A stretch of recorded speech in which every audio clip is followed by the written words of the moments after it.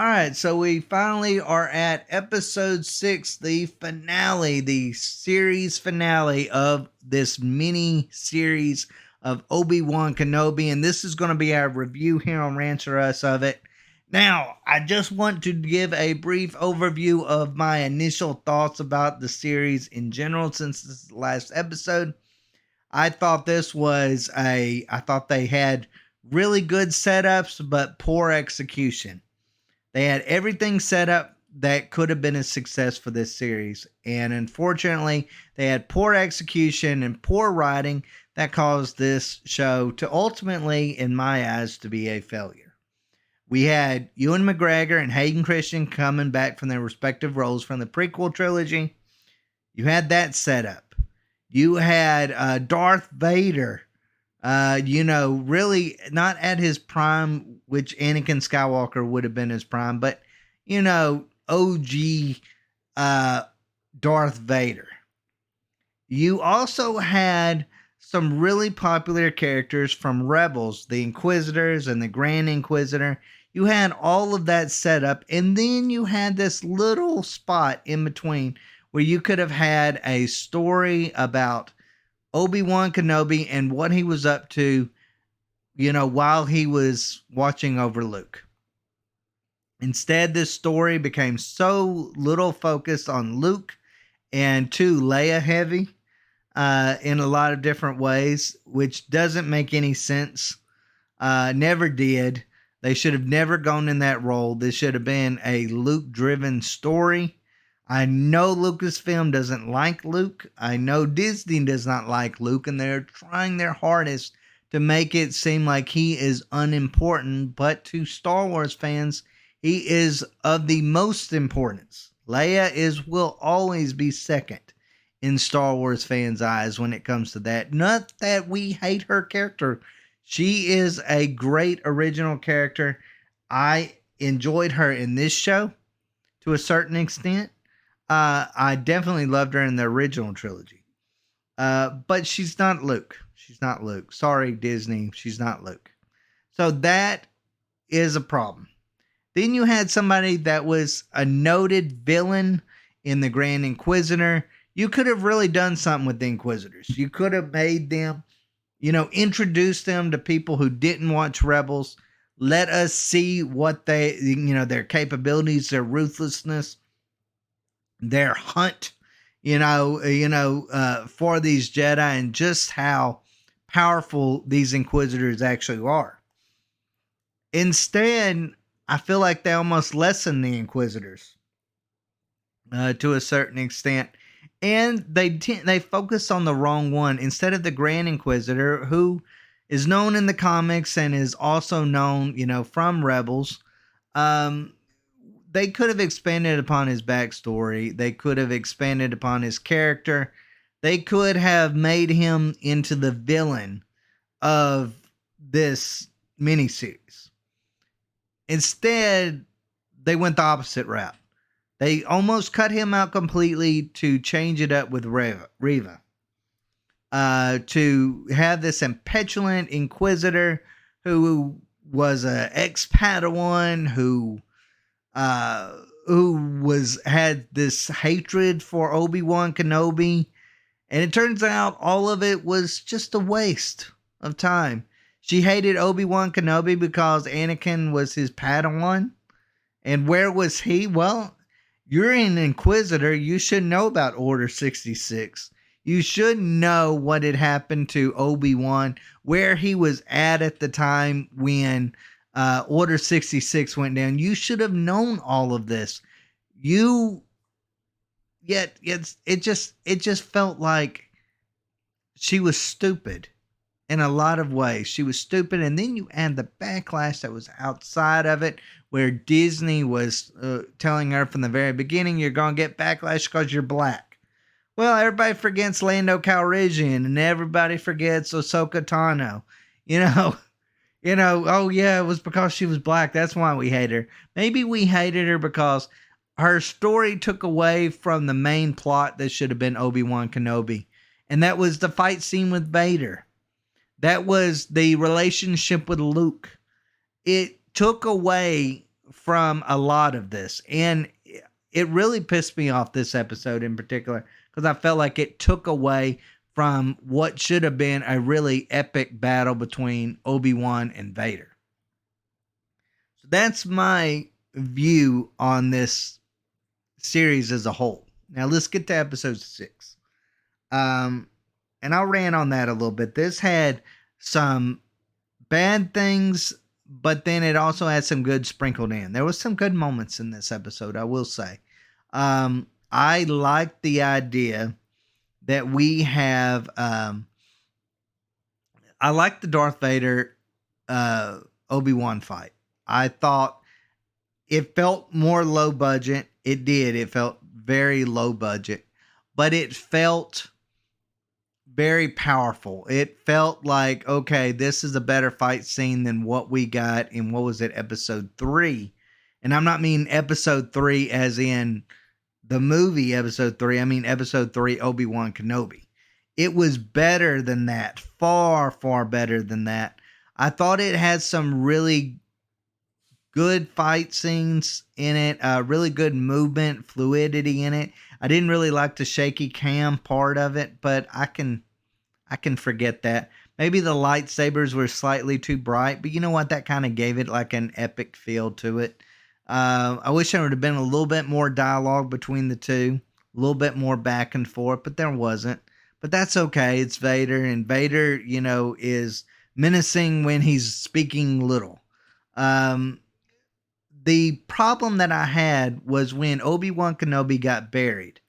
And instead of Luke, or instead of, everything from that happened in the prequels, coming back to him, all he could think about was Leia. That kind of bothered me a little bit, because I'm like, he got his strength from Leia, not from Luke. And his story primarily is based around Luke, so I'm like, whatever. That would have also been a really good time to bring back Qui-Gon Jinn, where that Qui-Gon Jinn could have spoke to him and told him to use the Force.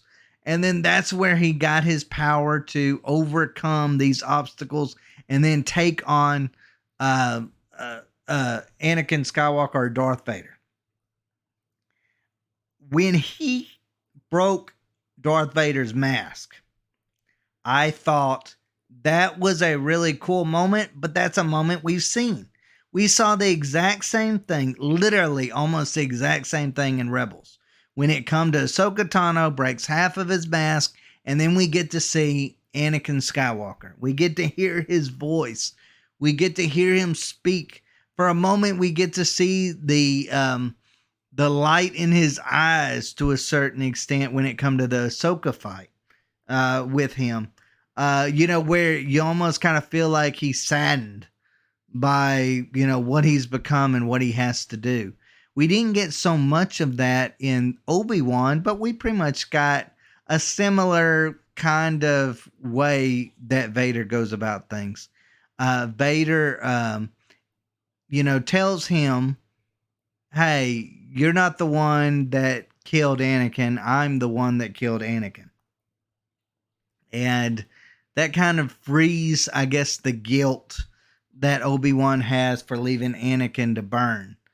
But instead of killing Anakin, instead of killing Darth Vader and allowing Darth Vader to spend the next, 10 years going and murdering and killing Jedi and millions of other people, he instead does the exact same thing that he did on Mustafar all those years ago.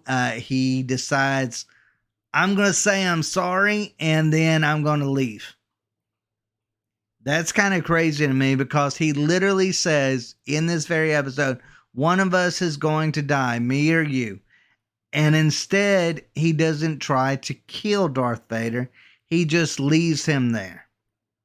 That kind of pissed me off to an extent, because I'm like, I got it why you did it on Mustafar all those years ago to a certain extent, because you didn't feel like you had the guts to go and actually finish him off yourself. You didn't want to live with that. But now you know that that's not Anakin there anymore. You know that that's just Vader, and Anakin's gone. Why didn't you finish him off then? That that part actually really bothered me. It bothered me that we got this nice fight scene, and then we've got this kind of back and forth between Riva going and attacking Lars' house, trying to kill Luke Skywalker, and it was going back and forth between that. And I felt like it should have just been a continuous fight with Obi-Wan and Vader. I feel like that would have been a better use of the time. Unfortunately, we did not get that. So overall, there was some bad in it. There was some good in the fight scene. I thought it was the fluidity of the fight scene worked for me. The overall manner of it worked. It had some powerful moments when Anakin, tells him, about, Vader killed Anakin, not you. That was a powerful moment. Vader yelling Obi-Wan's name at the very end worked for me. I didn't like the idea that Obi-Wan left Anakin the way he did the second go around. He should have at least tried to kill Vader. I didn't like that aspect about it. But overall, I thought it was a lot better than what we got to see previous in this episode between these two fighting. Now, as far as the Riva situation, that makes no sense. Literally makes no sense. You have Riva going after Luke Skywalker after getting the hologram or whatever that is of Bail Organa, saying that, talking about Luke Skywalker. So she's going to go somehow, which was strange. She managed to figure out that Anakin was actually Darth Vader. She managed to figure that one out. And somehow she managed to figure out that Anakin, that Luke was Anakin's son. And so she's going to go kill Luke to get revenge on Anakin, even though Darth Vader doesn't know that Luke exists at this point. So exactly what revenge were you really going to get by doing that? And how pathetic are you as an Inquisitor that instead of trying to, you just get to the point where you're like, I guess I can't kill Darth Vader, so I'll just go after his little 10-year-old kid. Like, okay, that seems pretty pathetic even for an Inquisitor. You talk about being like this badass Inquisitor, and then next thing you know, what do? You're like, oh, well, the only one I can actually kill is kids. It's crazy. Absolutely crazy. Not menacing at all. Like Kylo Ren menacing is the way that really felt. Another thing, she about to do the killing blow on Luke, and she is like, wait a second, I can't kill a kid. Are you serious? Do you want us to forget that you were about to torture Leia to death in 2 episodes ago? But now you got a problem with killing kids. You cut a man's arm off. You have murdered probably countless Jedi and people trying to get to that moment. You watched Darth Vader literally kill a man's son right in front of him, and you stood by and did nothing. But now you have a problem with killing kids. Like, now is when I'm going to get a conscience, and now it bothers me. Yeah, I'm not buying it. You know what? If you would have had Riva die, maybe saving Luke, or if you would have had her maybe die trying to protect the secret or something along those lines of that, I would have been said, you know what, it concluded as well as what that storyline could have concluded. But overall, it ended piss poorly at best.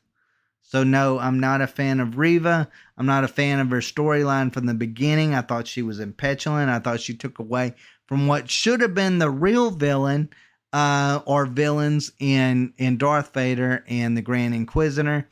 I felt like she was just a wasted character. Her whole reasons for things was really pathetic and stupid and all over the place. So no, I'm not buying that. I'm not buying that. And then, of course, we're going to get a Riva series. And that's what we all want right there, is a Riva series. to know more about Riva, the character that no one cared about. Um, so that's pretty much episode 6. Those are the big events that happen in episode 6. You've got Obi-Wan not being able to save Luke, being away from the one person that he was supposed to be protecting for trying to save another person that he should have had nothing to do with in Leia. Then you have Leia, knowing now who Obi-Wan Kenobi is, which is madness to me. Absolutely madness. Takes away from the original trilogy. The fight scene between Darth Vader takes away from the original trilogy in a lot of ways. They need to just stop making series in this timeline.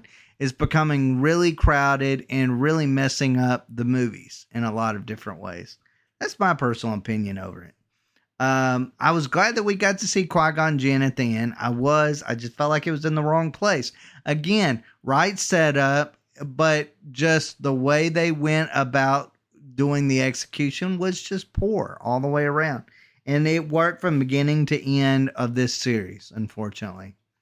Glad we got to see Hayden Christensen. Glad we got to see Darth Vader. Glad we got to see Ewan McGregor's Obi-Wan Kenobi. Glad we got to see the Inquisitors again. But I just wish that it would have been more of all of it and less of Riva. Less of Leia. This should have been an Obi-Wan Luke story. This should have been an Obi-Wan reconnecting with his former past. And instead we did not get that. We just did not get that. It was confusing all the way around. The very first episode you get, that Jedi coming to Obi-Wan and him telling the Jedi the war is over, but then he goes to Lars and he says, well, I'm waiting to train the boy. So is the war over or is it not over? You tell me. Overall, I give this episode about a 5 out of 10. I thought it has some good moments, some memorable moments, but at the end, it failed just like everything else in this series. As always, guys, let me know what y'all think. Did you love it? Did you hate it? Let me know in the comments down below. As always, you can catch us on Rumble and Minds as well. Thank y'all so much for watching, and y'all take care.